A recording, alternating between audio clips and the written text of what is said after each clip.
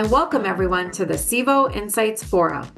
Today's discussion topic is Bridging the Gap, Translating Insights into Meaningful Business Impact. I'm Natasha Weith, Vice President of Research at SIVO. I am a SIVO leadership team member and I lead the SIVO Research, Sales, and Operations team. And I'll be your moderator today. Here at SIVO, we help businesses understand people through custom market research and building growth frameworks that uncover insights and opportunities to inspire business growth. We are thrilled to be joined today by an esteemed panel of insights leaders, and I will start by introducing them. Elizabeth Oates is a 20-year insights veteran who has proven experience building insights functions to drive business impact. She's created consumer centricity centers of excellence, dramatically grown top-line revenue for multi-billion-dollar retailers, driven innovation for products and experiences, and redefined strategic roles of consumer-based functions to maximize impact. Elizabeth serves as a thought leader for future-proofing the enterprise and the industry, recently penning a book titled More Than Just Interesting: How to Build an Insights Function for Impact. She is a two-time Boston Marathon qualifier, ultra marathoner, and St. Jude Children's Research Hospital hero. Welcome, Elizabeth. Thank you for having me. I'm excited to be here. Thank you. Eliana Wahnon is the Vice President of Consumer and Market Insights at General Mills. She is accountable for leading the Global Insights organization to deliver fact-based consumer, competitive, and industry insights that influence strategic growth decisions across the organization. Throughout her 17-year career at General Mills, Eliana has held a variety of leadership roles, both in the U.S. and internationally, transforming and elevating the insights function. Prior to General Mills, Eliana worked in business consulting at Deloitte Consulting and Arthur Andersen across different countries in Latin America. Eliana is a passionate champion of diversity, inclusion, and belonging. She served as the president of the Familia Network at General Mills and helped launch the Women Leadership Network in her recent international assignment with Serial Partners Worldwide. Welcome, Eliana. Thank you for having me and excited to see all of you. Us too. And then finally, last but not least, we have Khary Campbell, our Vice President of Consumer Research and Insights at Comcast. As a member of the broader executive team for Enterprise Business Intelligence, he plays a critical role in helping set the strategic vision and paths for executional excellence, growing stakeholder relationships, and developing the career growth of others. Prior to Comcast, Khary has served in a series of leadership and international roles at globally renowned companies such as L'Oreal and General Mills, and was the co-founder of the multimedia company Scheme Magazine. As a servant leader, Khary believes a growth mindset allows for quick yet well-informed decisions that deliver both results and future opportunities. With a passion for DE&I and community, Khary has served in several leadership roles for community and association boards, as well as corporate ERG programs. Welcome, Khary. Thank you so much. I'm happy to be amongst friends. Yes, I am so thrilled to see all of you again, and I'm just very honored to be on this panel of such industry leaders in insight. So thank you all for joining us. All right, so today's discussion will center around how we can bridge the gap between delivering research results and influencing meaningful business outcomes, a vital topic for us as insights professionals. Let's get started with the questions and hear from our panelists. To begin, how do you define impactful insights, and what role do insights play in shaping strategic business decisions within your organizations? Eliana, can we start with you? Yes, absolutely. So I've always had a very simple way of thinking about what do we do here in Insights. And it's 3 words, and I'll explain each of these. It's first about the consumer and the people that you serve. It's all about driving growth for an organization. And it really is about trying to bring the future now. And so those are, like, in essence, what the Insights organization is here to do. If you truly understand what the consumer wants, what they need, where they're going, the environment that we're in, what are the macro forces and macro changes that are happening that are going to shape the future of how these consumers are going to evolve. And you put and connect the dots and use that to find opportunities for the organization to grow, then you're doing your insights job really well. It's very simple. And sometimes I think we can get very complicated with the methods and the tools and the way you get to that answer, but that's what we're here to do. And so that's the way that I think about what an insights organization is here to do. Thank you. I love breaking it down and to the root of it. Yes. Yes. Elizabeth, do you want to build on that or? I love that definition, Eliana, and I am fully online and on board with your definition. And I'm just going to say yes, and I love everything you said. Yes, and I'm really aligned because insights that are impactful are those that push the business forward, right? We're all about tomorrow, just as you said, and we're here to go forward. And I often, you'll hear me say, I'm not here to be interesting. And the idea behind that is that I'm not here to be interesting because I'm here to push the business forward. And I think that's really the way we have to think about insights as not just something to understand, but something to use. And really, the insights shouldn't just be called upon when there's a question, but insights, if they're going to be impactful, have to be part of the everyday conversation. Yes. Love that. Khary, what would you say? Yeah, I'll build on and where Elizabeth left off. It is that everyday part. I think sometimes we talk about an insight that impacts a business, and we're thinking about this big thing that's going to drive a huge business movement and really skyrocket things. And what I try to really work towards and help others work towards is I just want to give you more confidence every day. It can be a small insight that's building your confidence on the next question you want to ask. It might build your confidence on knowing a little bit more about your consumer or your business or the competitive landscape. And those small pieces of confidence day in and day out, they eventually build up to a much larger action or decision or inaction, informed in action. And it gets to a point where you might have a kind of a pinnacle or kind of capstone insight.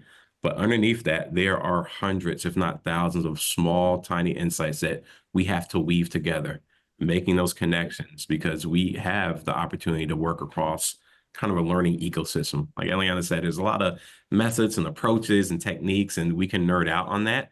It's our job behind the scenes that we weave those together and we start surfacing up those small insights every day. And over time, you'll get to a big one that's going to drive, like Elizabeth said, actions, move the business forward, move the growth. Eliana said, bring the future to now. Those small ones will add up to the big ones. That's how I like to think about insights. I love that. Yeah, it's not about finding that big one, but it's a journey, right? It's a continuous journey. Yeah, I mean, this is for anyone. Is there an example that you'd like to share of, it could be an everyday insight, it could be one of those bigger insights, where it kind of directly influenced a key business decision? Well, I can share one, and I'm happy to share this one because Natasha had a part in this journey too when she was here at General Mills. So I want to share this one purposely. And it's an insight, again, really a journey that we went on the discovery on our Pillsbury brand, which is one of our most beloved brands in the country, with the most beloved mascot, the Doughboy, that gets so many associations, even people that think about the Michelin, how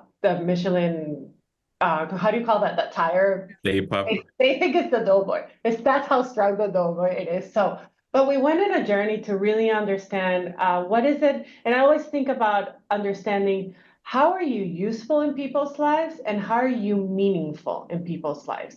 Because it's always a combination. There's got to be utility and there's got to be emotion as well. And we went on a journey to really deeply understanding what is it that we exist to do in this world. And it came to a very simple insight after a lot of learning, studies, ethnographies, looking at a lot of trends. Of course, it doesn't happen like magic, but once you find it, you're like, wow. A simple insight that most people cannot control what's happening outside of the home. There's a lot of things happening outside of the home. It's a stressful world that we live in, but they can actually control what happens inside the home, which makes home so important for individuals.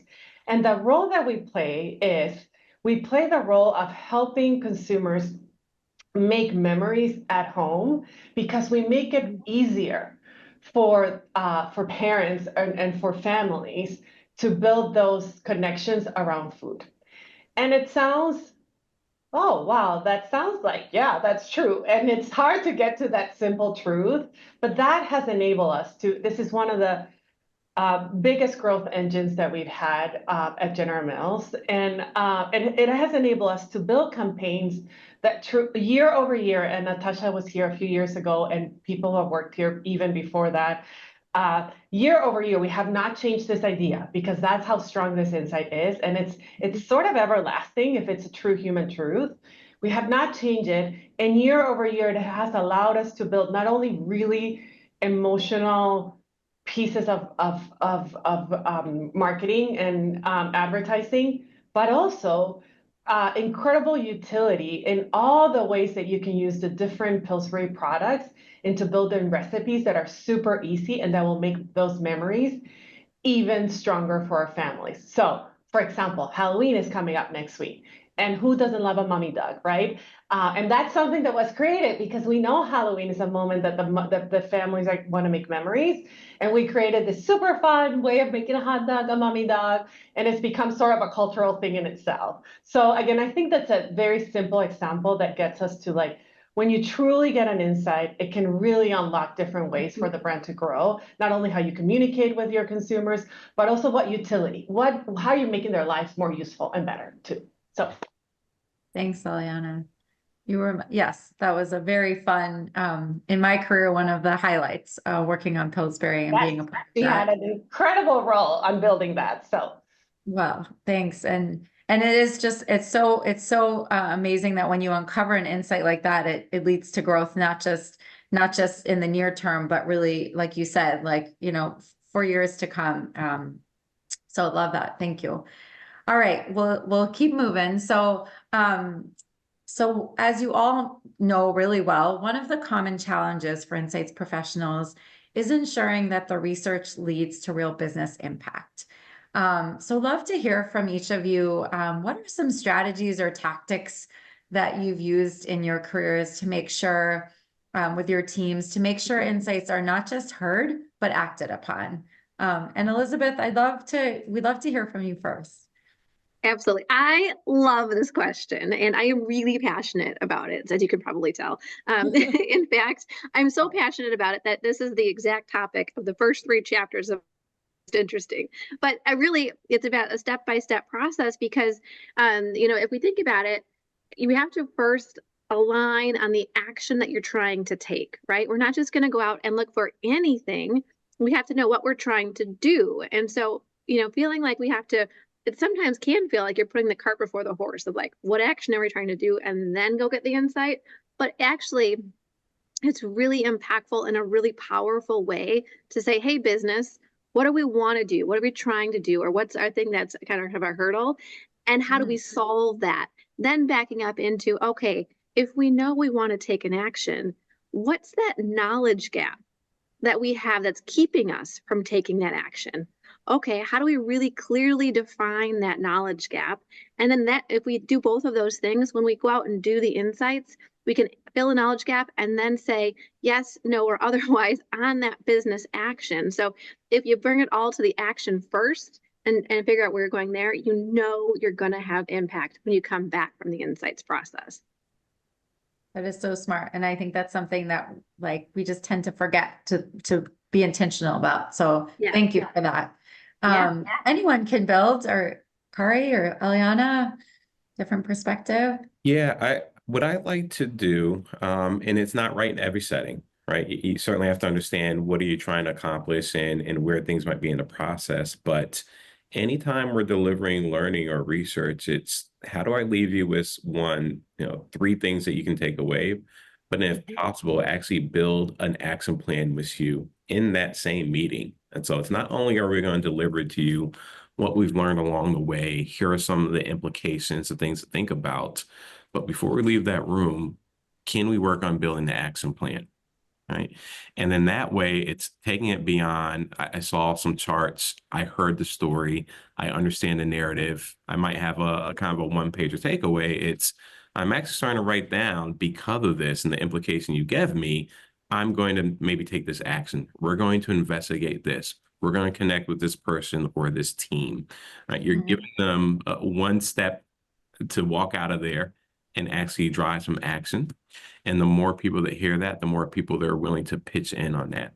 So it doesn't work in every setting. It's not meant for every setting, but when that purpose does arise or that occasion does arise, set up your time. You have an hour meeting or a 30-minute meeting. Dedicate 10 minutes at the end or 5 minutes at the end that we're going to actually build an action plan with you. And we're going to say, this is your starting action plan. And guess what? We'll come back together with you. We can schedule more time this week or next week, and we can sit down and help you go through it and flesh out a little bit more. But you're kind of pushing them to start that hard part and start ingraining in the way they're thinking about things and making decisions. And it can get a little bit more traction that way. So that's one technique I do like to use. Yeah, I love both of the things that Khary and Elizabeth said, because I think you both talked about two things that sometimes we miss because we're so focused on doing the research, which is the setup and the outcome and the actions that go after it. Because for me, the setup that Elizabeth framed as the business question, as the business objective, I would say a lot of what you do as an insights professional is actually reframing the question for our business leaders on what they really need to learn versus what they think they want to learn. And you're laughing because we've been in this, and I always said, like, I think I probably answered the question exactly how it was asked, maybe a few times, because most of the time in that conversation of listening and trying to really frame that question, you're not only building better understanding of what the business challenge is, but you're also getting more precise on what you really need to understand and and then you do all the work, which is where you have the biggest part, where you put most of the effort. And the reality is all that work sometimes is going to be reflected and has to be reflected in a very simple and concise and clear story that sometimes leaves out maybe half of the facts that you discover. And that's part of the curation process that's really critical to make the insights impactful. And then what Khary said, it's really critical. How are you going to drive action? And for that, I think one of the things that I think great insights professionals do is they provide a perspective. And a perspective it is informed by the evidence and by the research that you built, but a perspective requires putting yourself out there, having the courage to have a point of view. And one of the things that I hear consistently from leaders is, I want to know what you think. What do you think about this? Just tell me. And then sometimes I think we, as an insights professional, we've done so much research that the research is like, well, I told you everything that we know.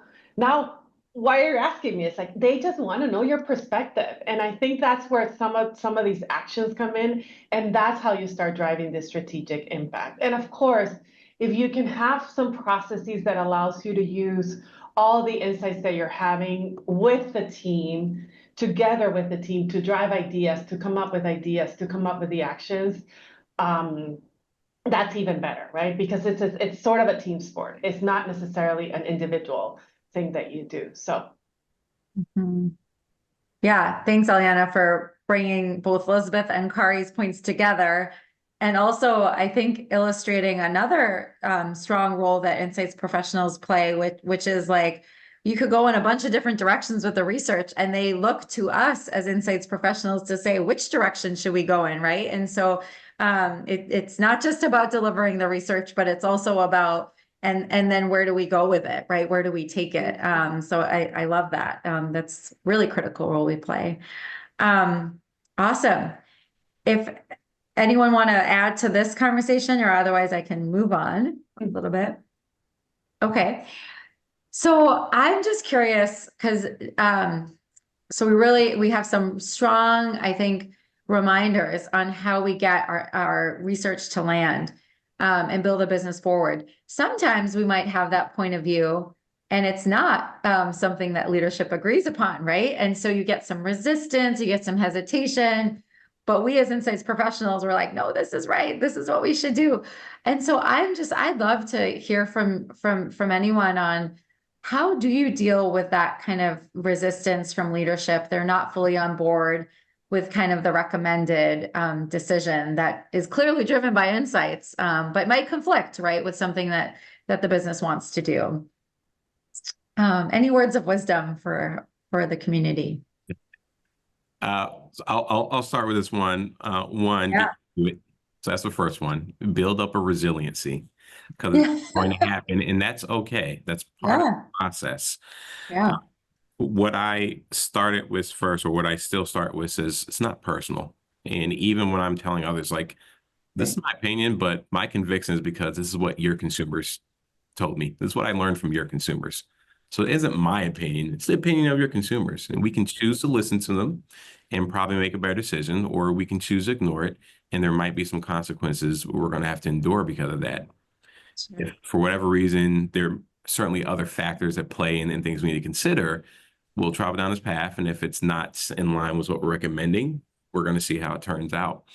And what I say as part of the process is you don't want to see it be wrong. But in the cases that it's wrong or right, we need to do a good job of attaching the work to that afterwards.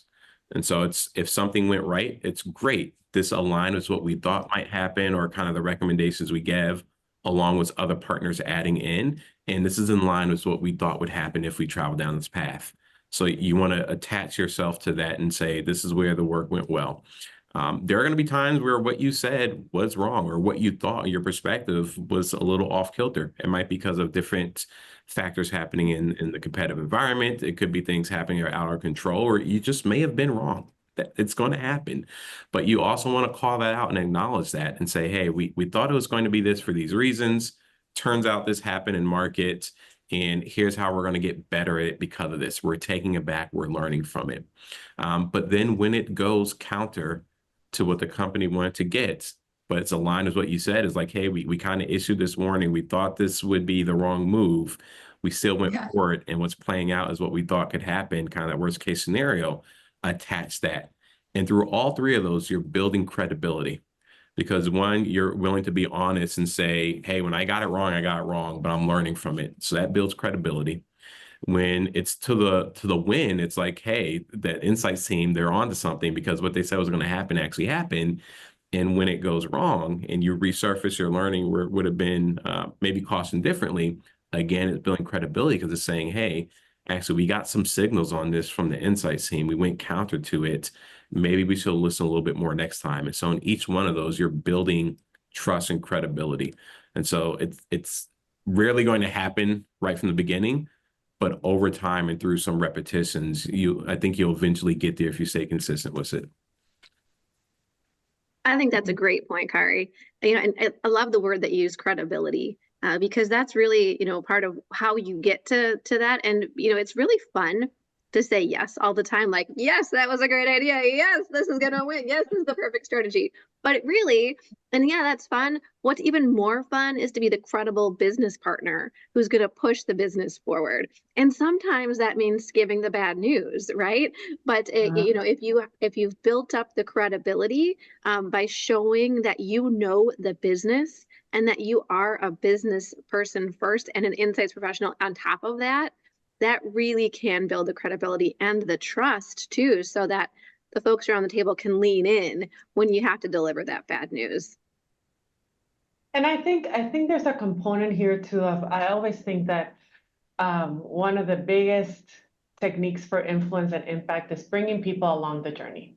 Mm-hmm. And that means really understanding at the beginning, what are their expectations? What do they think is going to be the result? Because sometimes they just want us to tell them that they're right.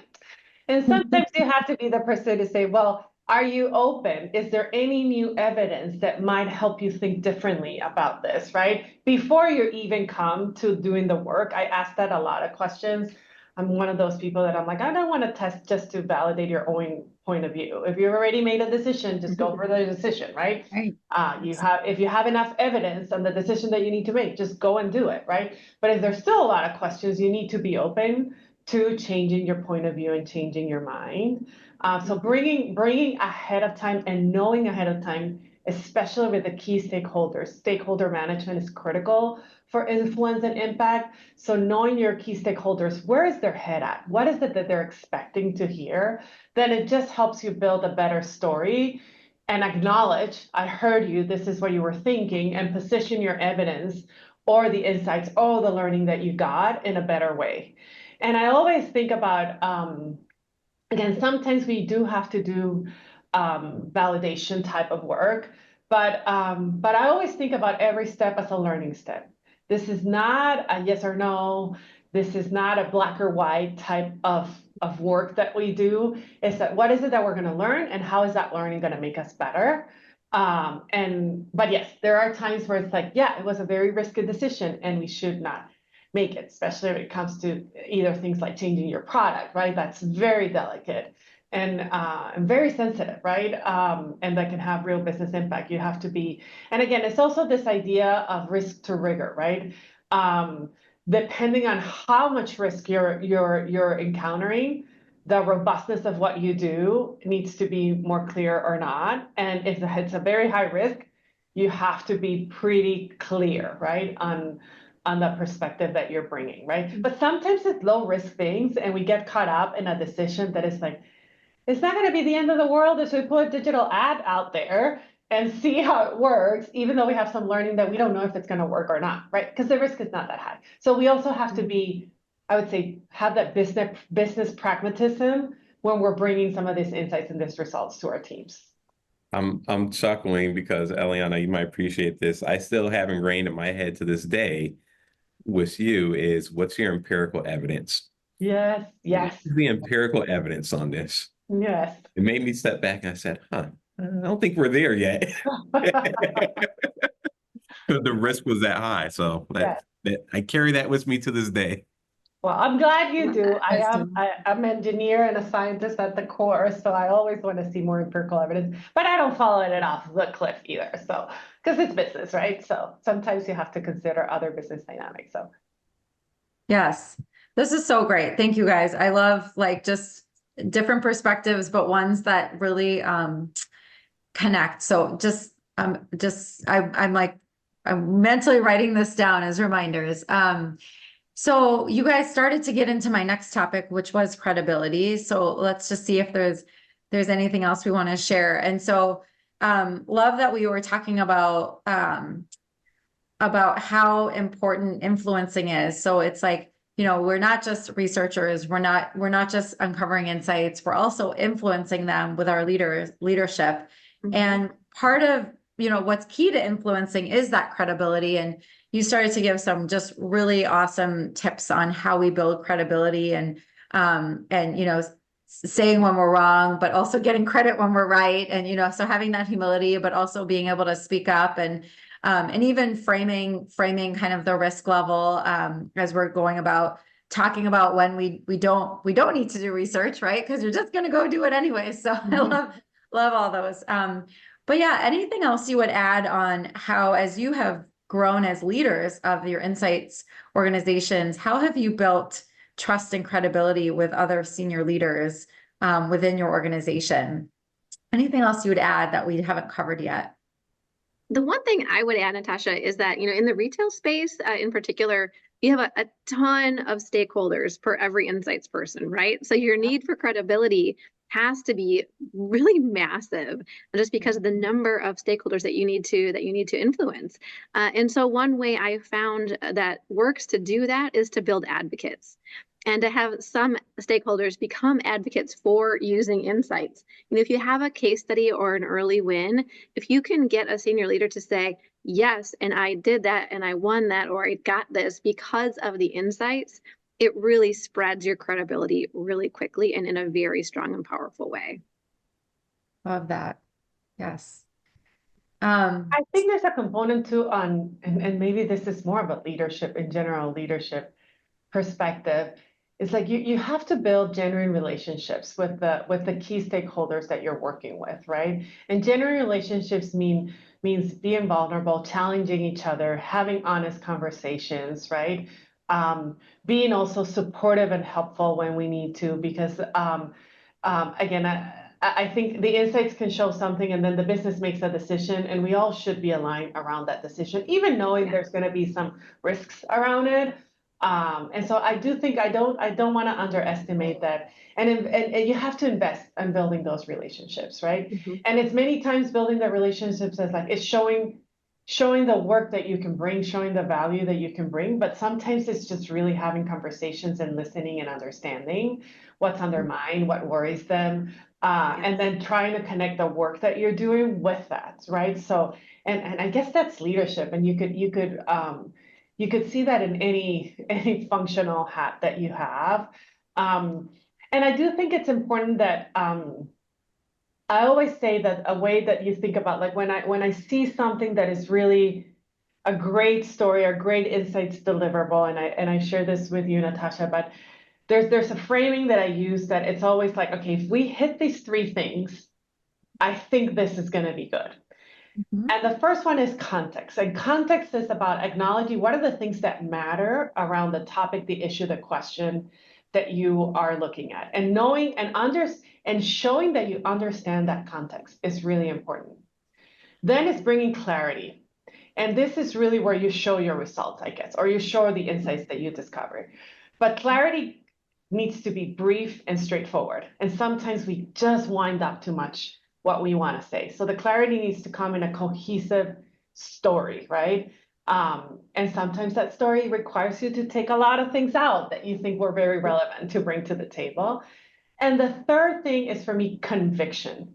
And that's where the evidence, Khary, that you're talking about comes in. You have to bring some evidence to build that conviction that what you're saying is actually truthful and what you need to do, right? So if you hit those sort of like three ways in every piece of work that you're delivering as an insights professional, you're going to build the credibility because your work is going to have the impact. So, and it's a simple framing that I use always to say, do we have these three components?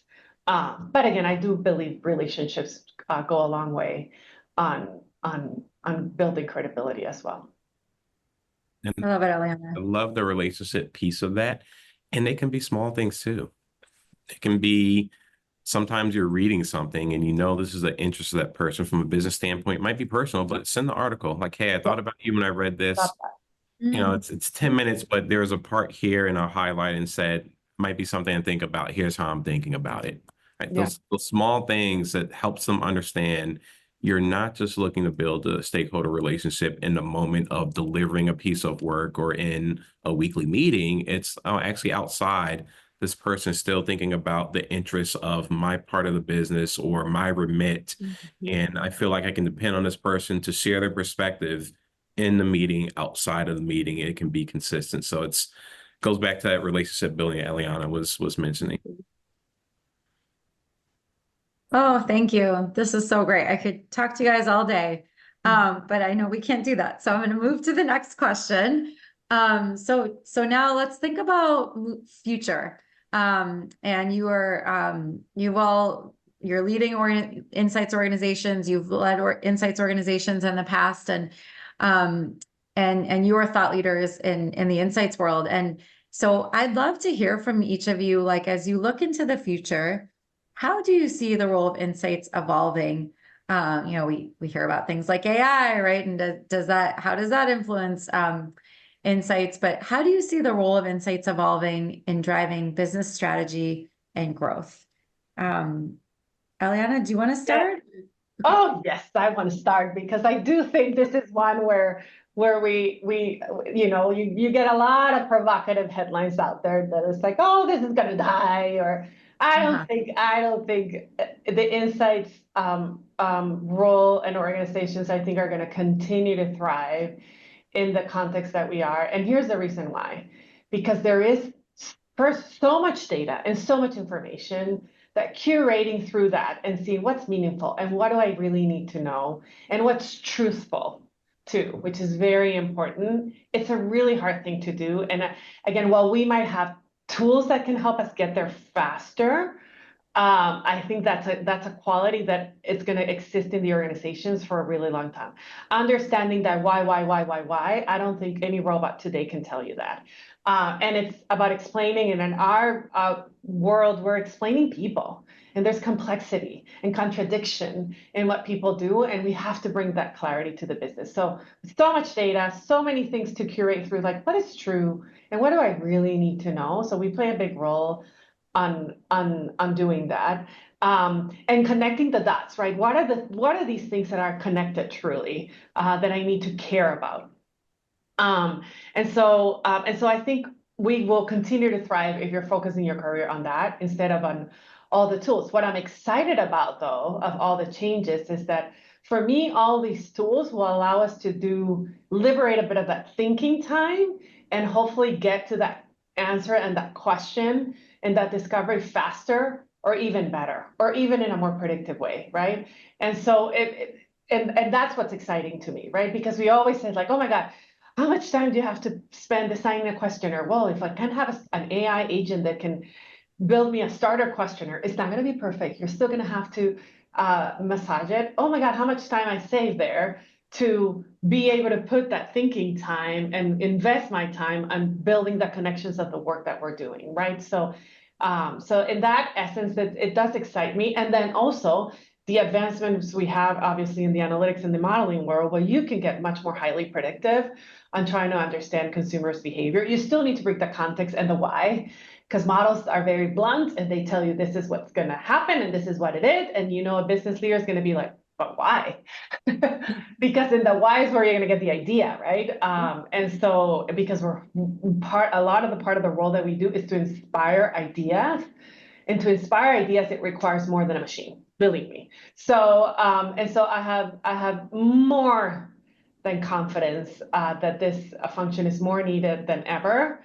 But that we will have the better tools to do what we do in a more excellent and faster way too. So Great framing. Yeah. I love that. And I couldn't agree more. And I think one of the things I really love about what you said, Eliana, is that, consumers are evolving, right? And they're evolving faster and in more different ways than ever before. So our function has become more important than ever before. But the other part of what I loved about what you said was this future forward look. And that if we're going to be impactful and not just interesting, it's about pushing our business into the future. And, sometimes we could think about it like, okay, if we're the insights function and we're all driving in a car, we have a couple tools to understand what's happening around us. One of those is the rearview mirror, right? And we have to look at where we've been and how we've gotten here, because that's important to know. And we have lots of tools historically to do that. But the other tool that we have to use in this car is the windshield, right? And it's about where are we going and what are the obstacles ahead and how are we going to get there and what else is out there in front of us. And you think about like one versus the other, the rearview mirror is about this big, but the windshield is like this big. And so as our function evolves, I think you're 100%, I'm in alignment and agreement that it's about what's ahead, knowing where we've been, but really pushing us forward to navigate the future and all of the changes that are going to continue to come. And so a job never done, but also a job ever important. Yeah, and by the way, none of us have a crystal ball. If we had a crystal ball, none of us would be here. I always say that. But I do think one skill that I want to, and I love that analogy, Elizabeth, and I do think one skill that we need to evolve is there's never going to be a perfect answer. And because of how much change there is in the world and how much things you need to, and how much uncertainty and things are moving all the time, I think a new sort of muscle that our function needs to build a bit more is scenario thinking. And what that means is saying like putting different pieces together of what multiple scenarios are possible or plausible for the future and how the different insights inform those different scenarios as a way to make sure that you're thinking about all the possibilities, not just giving the one answer, because I know many of us sometimes get those calls, and I used to actually have an actual physical crystal ball when I led the Foresights team that I would be like, wait, let me get my crystal ball to see if I can figure it out. No one has that. So, but I do think it's a new muscle for us to develop. And I love your analogy, Elizabeth, about the windshield. Yeah, me too. And I love this scenario too, so that it kind of, manages the risk of having to know that answer and having that crystal ball, which we don't have. Yeah. Thank you, Eliana. Khary, what would you add? It's going to evolve. Inevitably is going to evolve. And if you just think back over the short history of, I don't know, the last 20 years, we went from phone recruiting to everything's going online. We're going to lose jobs and it's not going to be as good. And we came to things of, we're using eye tracking, and then went to system 1 versus system 2. They're all just iterations of how we're evolving, and they all have their uses and they all have their needs, but we can't distract from what's going to be the core. Like there's some things that we just need to keep the basics, and understand where you can keep building upon and challenging and exploring new things. And so right now that iteration is AI ML. And there's a lot of great things we can do with it. It becomes a very great tool. I'm very excited. I think I see two places where research plays a part. I think one, it very much can be used as a tool and a capability for us. Eliana said, write my screeners and discussion guides, get them to 80%, and then we're going to come in, we're going to put a fine eye on it. We're going to give the human touch and make sure it's meeting our needs. But we just cut down a lot of time. We create some efficiencies. Use your LLM to go through all the open ends and verbatims. We produce a massive amount of unstructured data with the type of work we do. Why are we having people kind of go through that? There are more better user-friendly programs and platforms and LLMs are helping you do that. But I also think research plays and can play a very important role in building models. I think one can help you understand where models should go, like where are those unmet needs and preferences, and how we can build into those with a lot of our different research resources and even our conversations. But I think we can also be a very good diagnoser of the performances being driven by the models, right? And so I think there are different parts where it's definitely a tool for us, makes us more efficient. We can be a very helpful input to the work that's being done, but we can also help diagnose the performance of what was happening from the AI-driven work and some of that modeling work. So this is our next thing to work through and bring in and use it to our advantage and make an impact on it. But there's going to be something else 5 years from now, 3 years from now. And so just keep taking them in, learn, be curious, the way we should be as insights professionals. And we're just going to continue to see those things thrive and how we can make impacts differently to the business. Love it. Oh, yeah. So getting me energized for the next few years of how we can grow and just expand our thinking time and use these AI tools and other things for efficiency. So really well said. Thank you, guys. Thank you. Okay. Well, I think we're at our kind of our wrap-up question, although I would love to just keep chatting away all day. And it's been so fun to reconnect with each of you. I think it's been many years since we worked together. But I think I've worked with each one of you and just learned so much from each one of you. So just so fun to reconnect, and you have just imparted such great wisdom to me and to the Insights community. So thank you. So I want to just offer one more question. Love to just hear from you. And this is kind of a broad question, but each of you, if you could offer one piece of advice for Insights professionals looking to make a bigger impact in their organizations, and this could be the person starting out, just out of school and, just starting to figure out what a research project even looks like, all the way to the person leading an Insights organization. What would you say that one piece of advice is? And can I start on this one? Because I'm going to do a super shameless plug. Shameless plug, start your career or look into expanding your career at General Mills, because all of these people that are here today did that, okay? So shameless plug because I lead it, but we can all agree that General Mills is one of the best places to build your Insights career.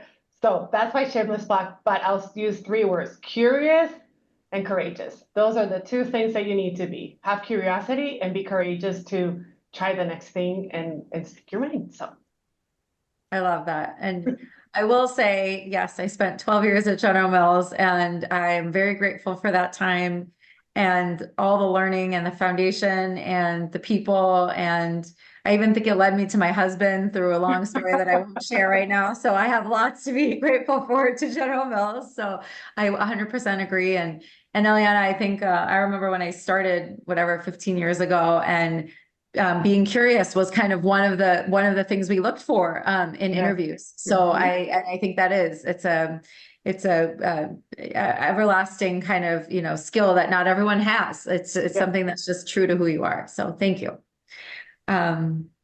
Elizabeth, would you like to? Sure, I love that, and I agree. And I was laughing a little bit as you're talking about AI tools, because when I was at General Mills, I won't give you a year, but I had to print out all of the verbatims from our surveys and get a different color highlighter to go through and figure out what the themes were. So I am all in for AI tools that will let me do more of the so what. Okay, but in all seriousness though, yes, and I agree. I'm going to go a little bit different route, but I would say as an insights function, make sure that your priorities are aligned with the priorities of the larger business, right?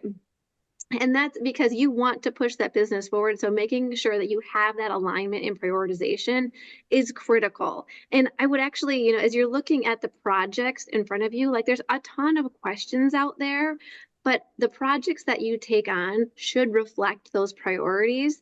And I would say here's 3 questions you can ask yourself as you're deciding between projects. And one is, you know, how do those potential projects drive the priorities of the business? If they're not aligned, it's not the right project to take on, right? If they're divergent. The second is, which projects are going to drive future success for the business? And I say ask that because you want to avoid those things that are hindsight only projects. And then the third question I would ask is, are there any of the projects that serve multiple business partners versus just only one?